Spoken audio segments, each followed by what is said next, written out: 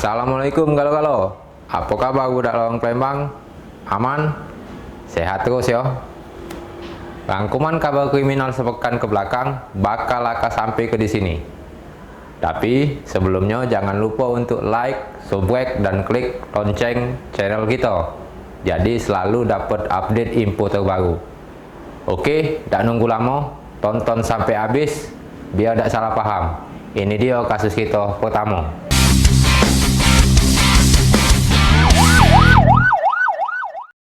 Dalam seminggu ini, Satuan Reserse Kriminal Polrestabes Palembang sudah nangkep 11 pelaku tindak pidana curas, curanmor, penganiayaan berat, dan pembunuhan. Panen penangkapan penjahat ini dipamer sekalian dengan jumpa pers yang digelar di halaman Mapolrestabes Palembang baru-baru ini. Mantap, Pak! Kapolrestabes Palembang Kombes Pol Anom Setiaji dirampingi Kasat Reskrim AKBP Nuryono langsung memimpin hasil ungkap kasus selama 1 pekan terakhir. Dalam keterangan pers tersebut, Kapolrestabes mengatakan 1 pekan anggotanya dapat mengungkap 10 kasus tindak pidana. Ungkap kasus tersebut terdiri dari 3C, anirat, sajam, hingga pembunuhan dengan mengamankan 11 pelaku.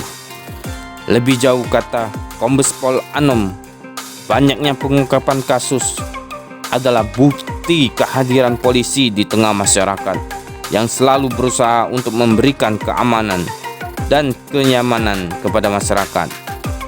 Ia menambahkan, polisi tidak akan mengendurkan penindakan pada masa pandemi COVID-19. Ini melakukan pengungkapan selama kurun waktu 1 minggu terhadap 10 laporan polisi, termasuk diantaranya adalah laporan polisi yang sudah lama. Ini kasus pembunuhan, tindak pidana dan tidak diungkap. Kemudian kasus-kasus lainnya adalah ada yang pencurian dengan kontrakan, kemudian curas dengan motif ilegal, kemudian ada juga yang lebih khusus lagi adalah kasus yang sempat viral, yaitu penganiayaan terhadap anak, kemudian dan juga ada perselingkuhan terhadap anak, baik anak-anaknya sendiri. Kasus ini ada 11 tersangka yang sudah dilakukan penangkapan dan dilakukan penahanan. Dan barang bukti ada senjata tajam, ada gergaji, paspor dan sebagainya, termasuk buku nikah. Reporter dan juru kamera Kurniawan, palpres.com. Kasus kemalingan rumah anak mantan Wakil Gubernur Sumsel, Haji Ishak Meki, akhirnya terungkap. Si pelaku ini dengan tekadnya yang bulat, sengaja bawa gerobak dan memang asli berniat untuk nguras isi rumah.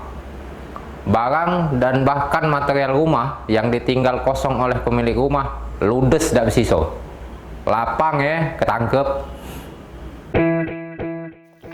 Anggota Polsek Ilir Barat 2 berhasil menangkap tersangka pembobol rumah kosong milik anak mantan Wakil Gubernur Sumsel, Haji Ishak Meki. Anggota berhasil mengamankan 2 tersangka, yakni Sopian dan Purwanto.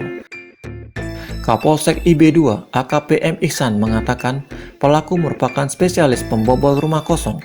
Tak tanggung-tanggung, komplotan ini menguras isi rumah hingga tak bersisa dengan kerugian mencapai 300 juta rupiah. Ia menjelaskan, Sopian merupakan pelaku utama, sedangkan Purwanto sebagai penadah barang hasil curian tersebut. Sementara itu, Sopian mengakui telah membobol rumah tersebut, namun ia tidak mengetahui bahwa rumah itu milik anak Ishak Meki. Ia menjalankan aksinya di siang hari dan sudah dilakukan sebanyak 4 kali. Mereka ini spesialisasi rumah kosong.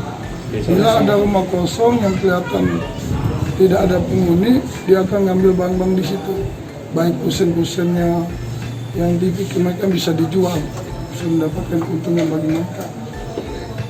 Pelaku berpura-pura mencari barang bekas dan mengambil barang seperti besi pagar, atap, dan pipa penampung cucuran air hujan. Reporter dan juru kamera Kurniawan, palpres.com.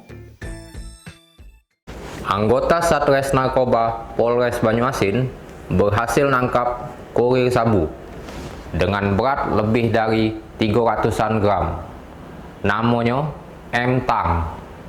Proses penangkapan warga Kelurahan Sukarame Palembang ini lumayan dramatis dan ngeselke anggota polisi. Jadi polisi kita terpaksa harus nombor ke motor pelaku yang cuba-cuba nak kabur.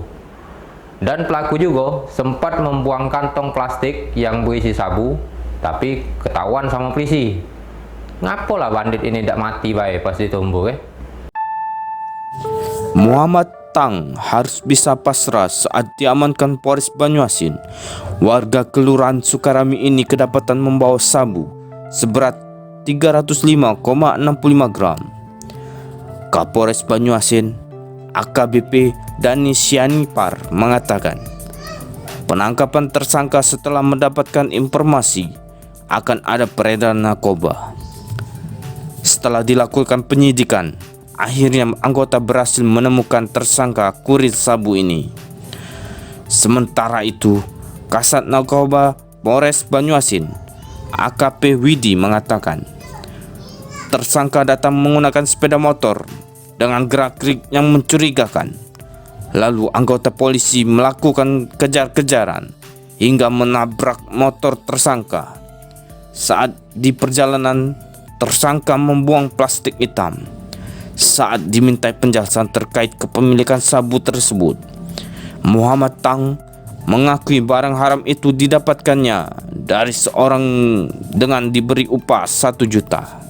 Kami berhasil mengamankan tersangka Muhammad Tang dengan teknis penangkapan, yaitu kami menggunakan metode penyisiran, kemudian kontrol delivery, dan pada saat hendak dilakukan penangkapan diduga tersangka sempat berlari, sempat mau lari, sehingga kami melakukan pengejaran dengan motor dan akhirnya berhasil kita lumpuhkan. Reporter dan juru kamera Budi Alamsa, palpres.com. Pembunuhan imam masjid yang lagi sholat maghrib di wilayah Oki beberapa waktu lewat makin terang terjengok.